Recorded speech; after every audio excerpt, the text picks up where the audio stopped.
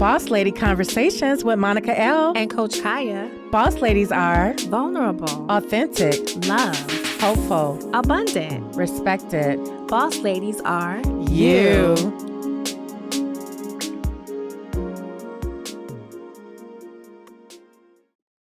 Welcome back, boss ladies. Hi, how are you? Thank you so much for joining us for another Boss Lady Conversations podcast, season 2. All right, I'm your girl, Coach Kaya. I'm a boss wife, mompreneur, sister writer, and certified transformational coach. What is that? What do? I help people access their power. I help them heal the trauma of their past, and I help them reignite their dreams to manifest the miracles that really matter. My IG handle is @I am Coach Kaya, and I would love to hear from you. Yes, please reach out to Coach Kaya. Don't be afraid. And I'm Monica L., a boss lady, Cleveland born, LA raised, on a journey of freedom and happiness as an educator, entrepreneur, self-published author, and poet. Let's get it. My IG handle is @MonicaL_writer. And we just want to personally thank everyone. I know we always say that, but we really are on the road of gratitude and just appreciate everyone for spending their time with us. Your support means so much, more than our words could ever describe. So please be sure to tell someone who would tell someone to join us. This is a movement, and you can email us at bossladyconversations@gmail.com. We would love to hear from you. And we thank you for the recommendations we've been getting. We love recommendations, and we've met some amazing boss ladies all because of you. I just want to thank you, Monica L., for being the ultimate boss lady bestie. So I was having a rough morning. All boss ladies can relate. My mindset was a little cloudy, and my girl, Monica L., swooped in, and she reminded me of who I am and whose I am. And I went from wanting to keep the covers over my head to facing the day and commanding my respect. And so I thought about that and just the gratitude and appreciation I feel for you, Monica L. And I thought about our podcast. And I feel like that's what Boss Lady Conversations is all about. We're like the pep talk that maybe you know you needed or maybe you didn't know, but we are here. And we want you to feel so much better, so much lighter, so much more at ease, so much more joyful when you leave our presence. Thank you. Thank you. And you know what? We pour into each other. And I think that that's what friendships are supposed to be about.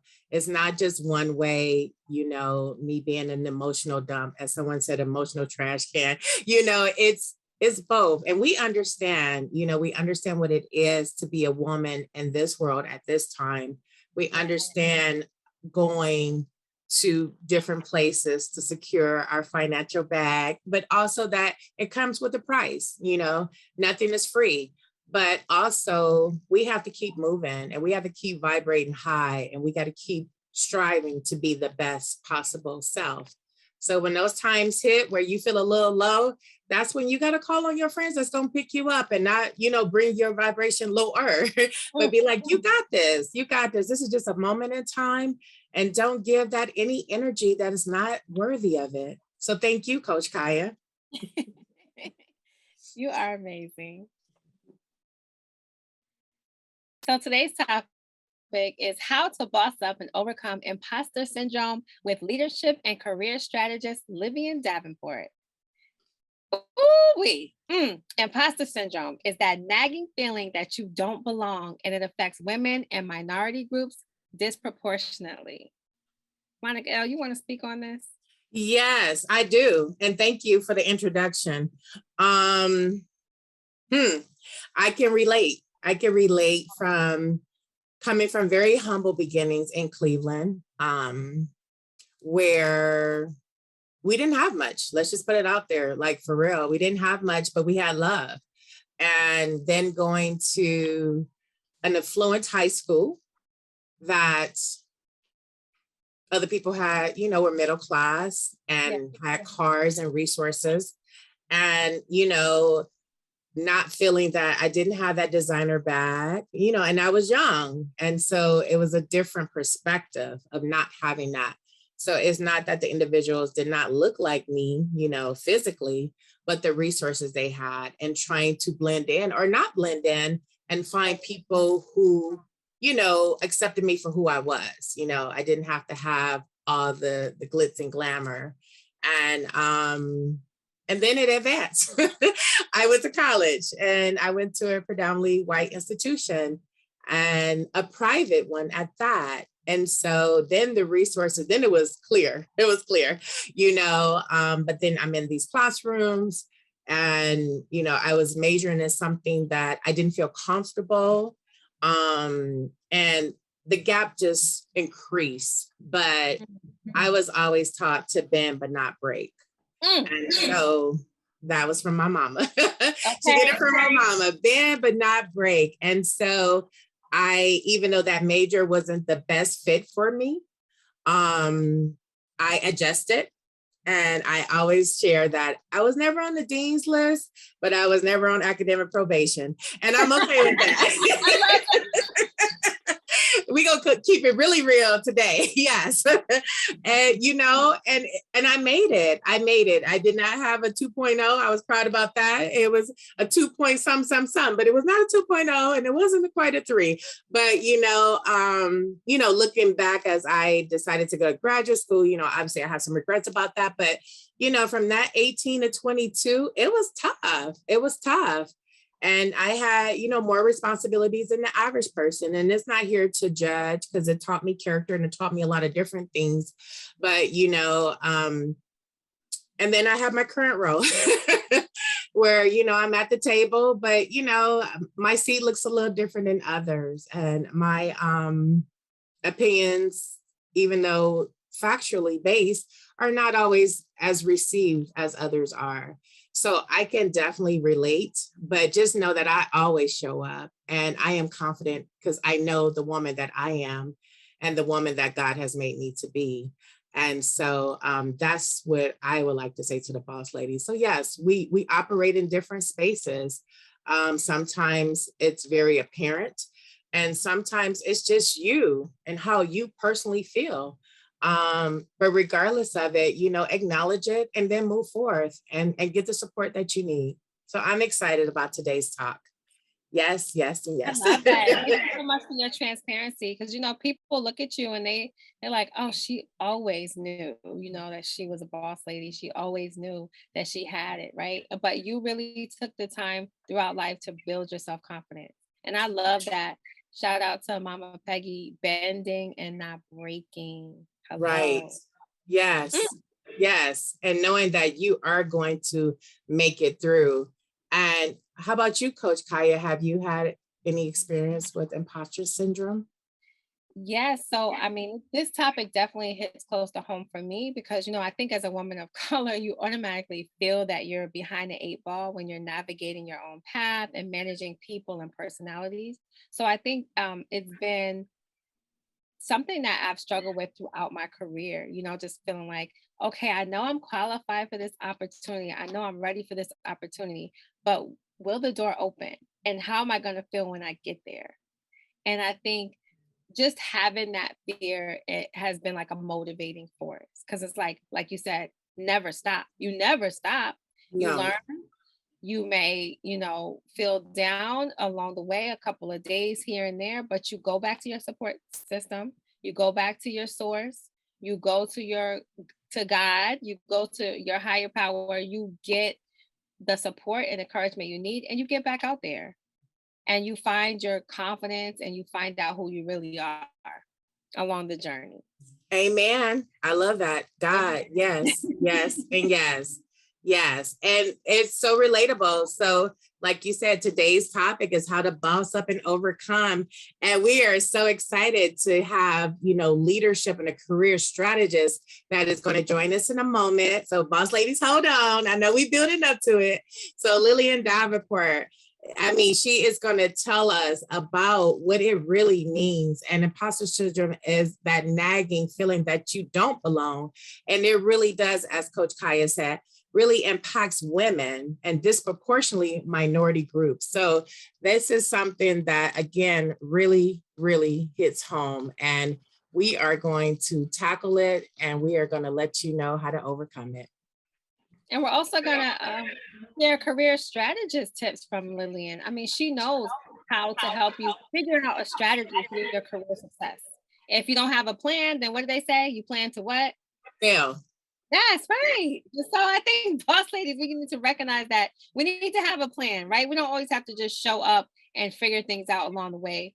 That could have been our strategy before, but as we continue to boss up, having a strategy is a wonderful way to maintain your peace and your energy during the journey.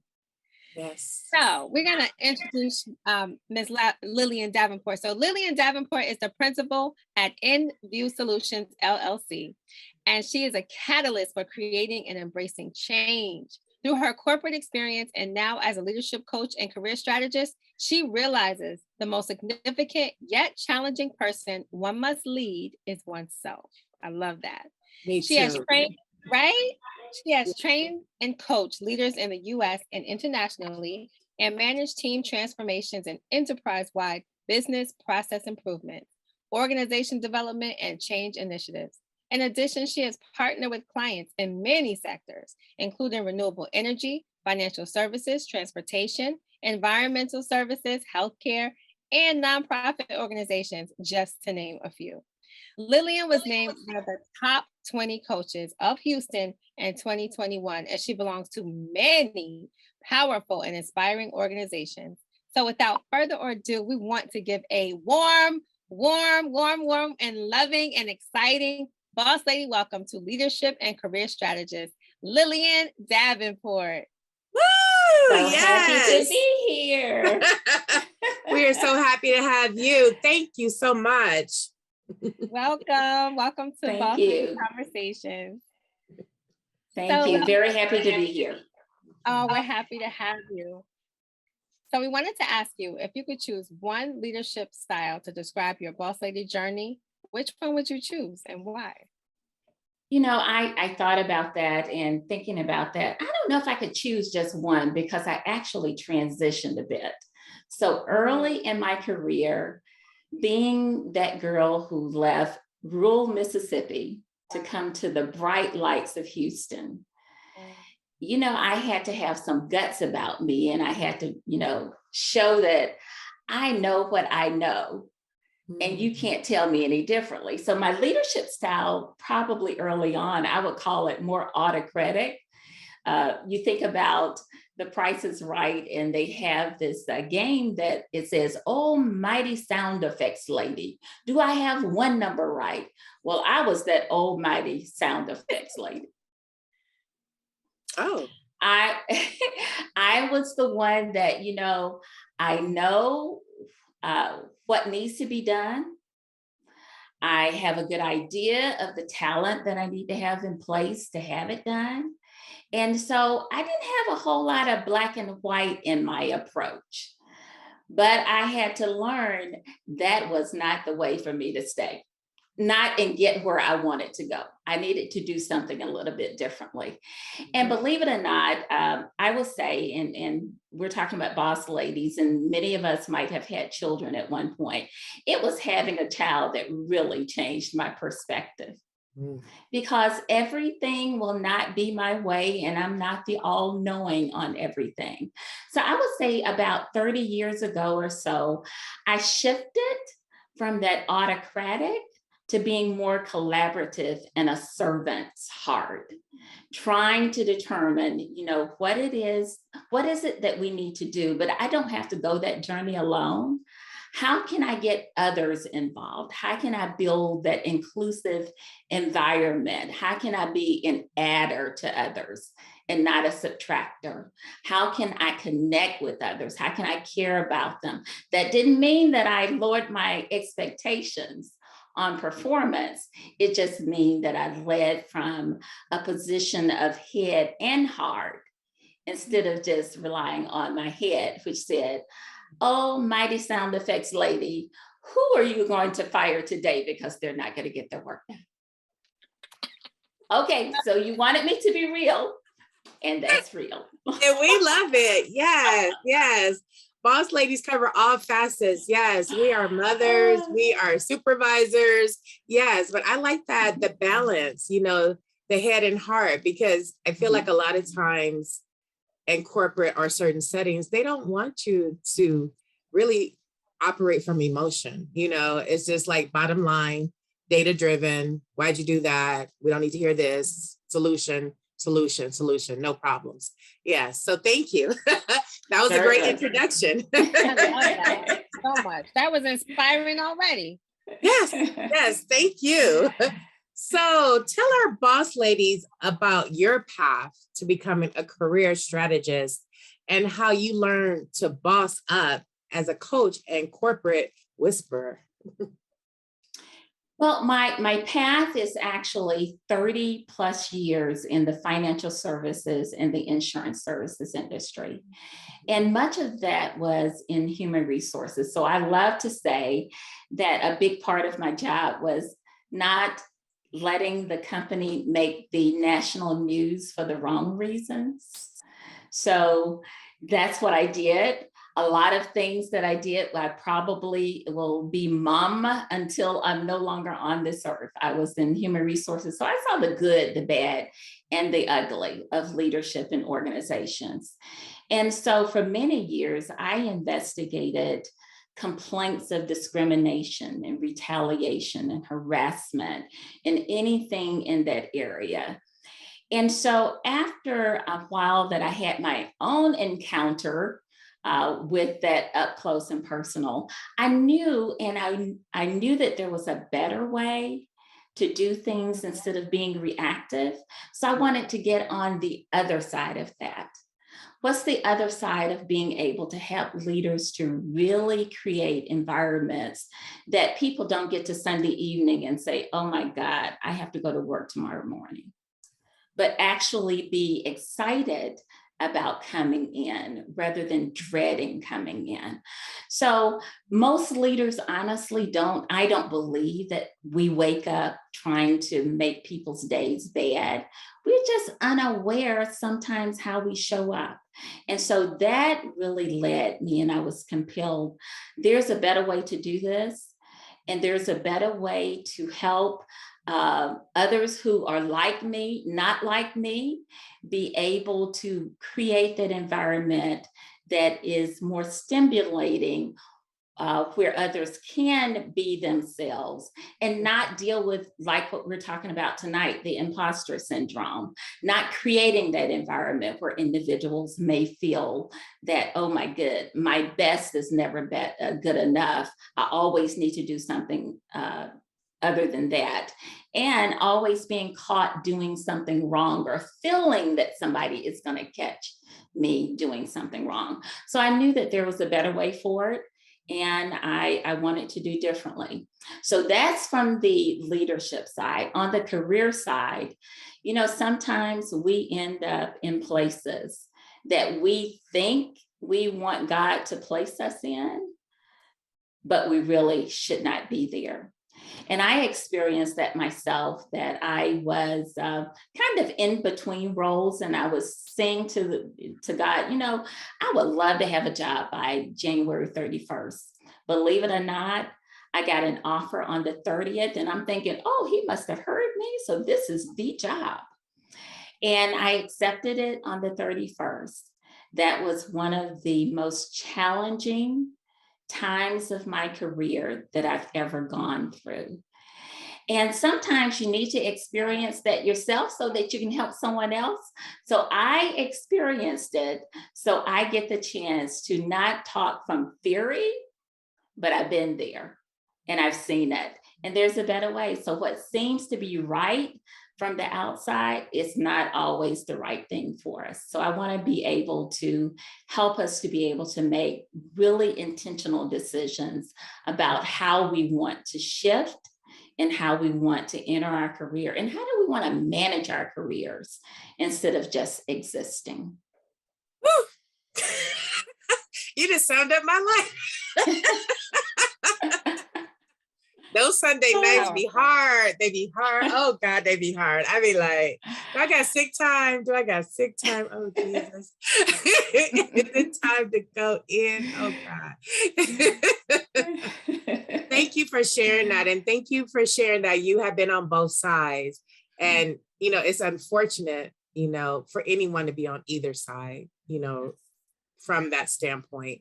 It's unfortunate that the person doesn't know how to supervise or lead, and they make that person feel that way. And it's unfortunate for the person to receive it, you know, or in an HR setting where, you know, when things have to terminate, that is a very hard job that it takes a special person to be in that role. It's always great when you hiring people and onboarding and orientation, but unfortunately I have been in those roles where it's time to go in that box and that final check. That was not the highlight of my career. And I unfortunately have experienced that 3 times being the supervisor who had to deliver that message. Yes. Yeah.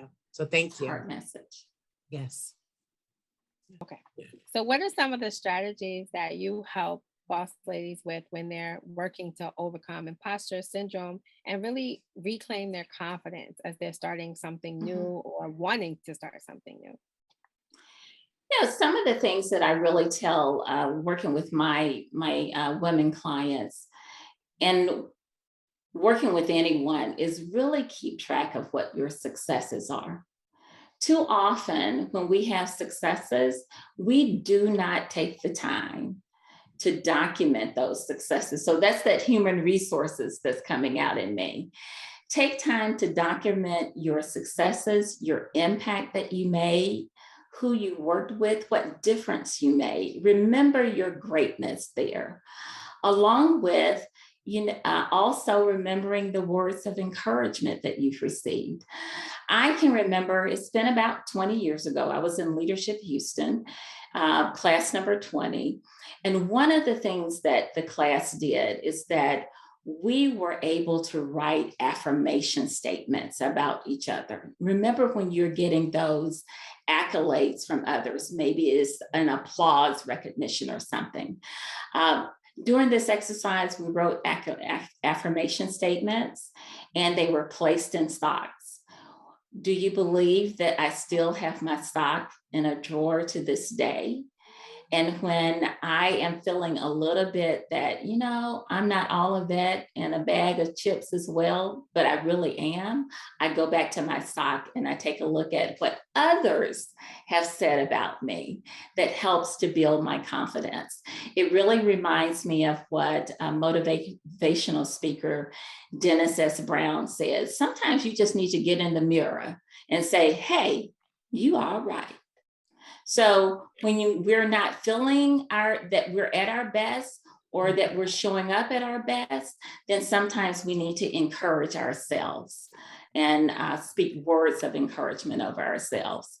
Another thing that I really encourage everyone, the women that I work with to do, is to write out personal affirmation statements. Those encouraging things. So that might be, for me, what I have is I'm gifted, I'm talented, I'm knowledgeable, I'm skilled, I'm equipped, I'm competent, I'm visionary.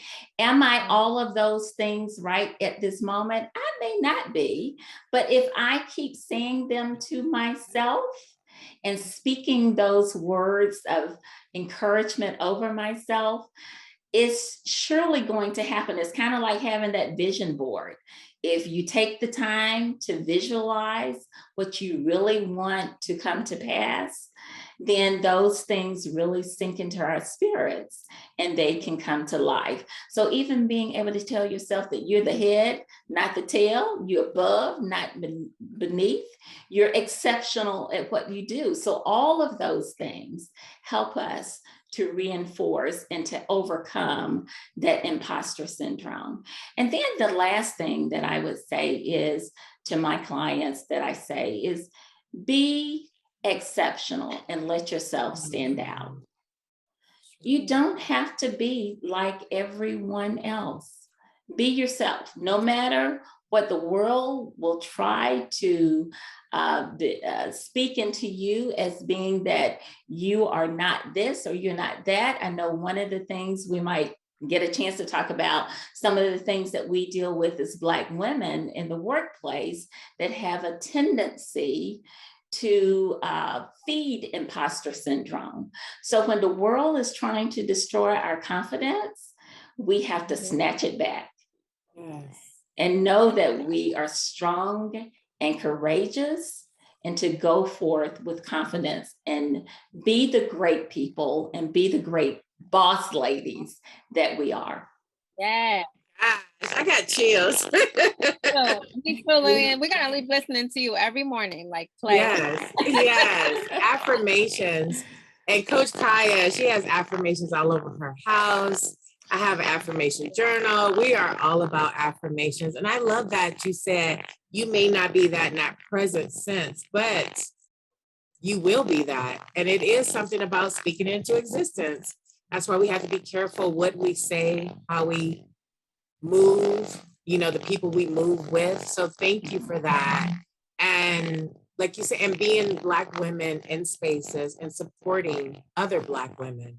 Not being the crabs in the barrel. I can only be the only one at the table. I don't want you at the table with me because I'm at the table. So yes. So that definitely leads into like our next question about allyship. And, and that's important is sometimes it looks different than what we think it should look like. So what advice would you give to boss ladies who want to step into allyship in a real way? Well, I think the big thing is for us to realize that we as women, we are not each other's competitors. So when you move up, be willing to take someone else with you. Too often, and I will say for myself, too often that sometimes I might want to operate as an island. Because you said it earlier, not to have that crab mentality. Just because you get to the top, there is room enough for someone else. Because what we're doing is making space for those who are coming behind us. If we don't, and part of that allyship is if we don't sow seeds and invest in each other, who else will do so? We have to be able to do that ourselves. So how do we do it? Part of it is mentor others. Take time that if you see, I say a younger lady because I'm in a different season of life than you guys are. So if you see someone who's coming behind you, who they are trying to make their way, they don't have to learn everything the hard way. But on the flip side, they have to know that they don't have to learn everything the hard way. So be open to getting advice from someone else and being open to hear what is being said. It may not be the same thing that is going on with that sister, that boss lady who's coming behind you, but it's probably going to have something in common that you're going to be able to sow words of wisdom. I think part of that also as an ally is being able to listen. Sometimes unsolicited advice fall on really deaf ears. Sometimes someone just wants you to listen.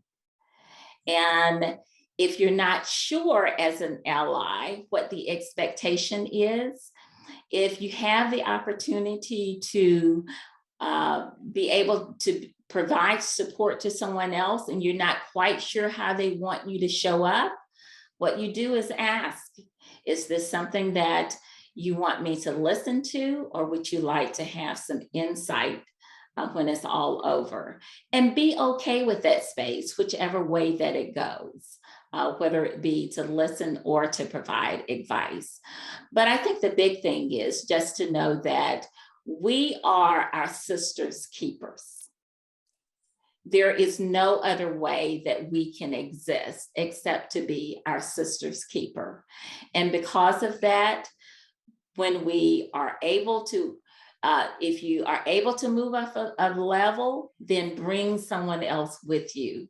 Don't let it be that they have to go through the same things that you went through because you had to do it the hard way. So they need to figure out how to do it the hard way. That is not something that we want to carry into the future, but actually being able to support as much as we can and pave the way, because there are a lot of women behind us that have a long runway, and we want them to make even more contributions than we've been able to make right now.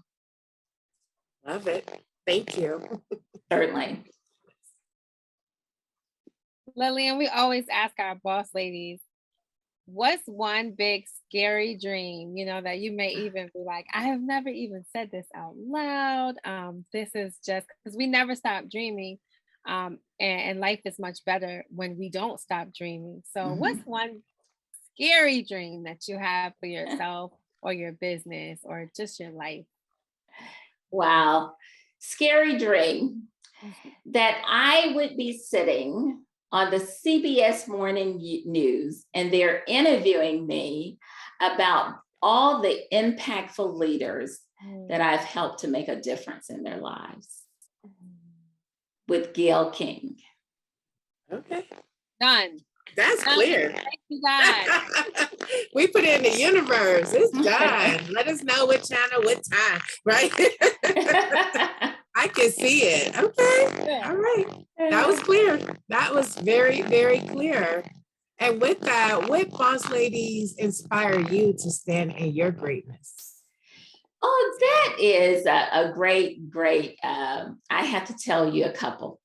One is Michelle Obama. I was shopping recently and I found this quote from her. And the same way that you say you have those affirmations, that Coach Kaya has all those affirmations in her home. And I think you said the same, Monica L. You will find that my home has many of them. And one of the quotes from Michelle Obama said, don't ever make decisions based on fear.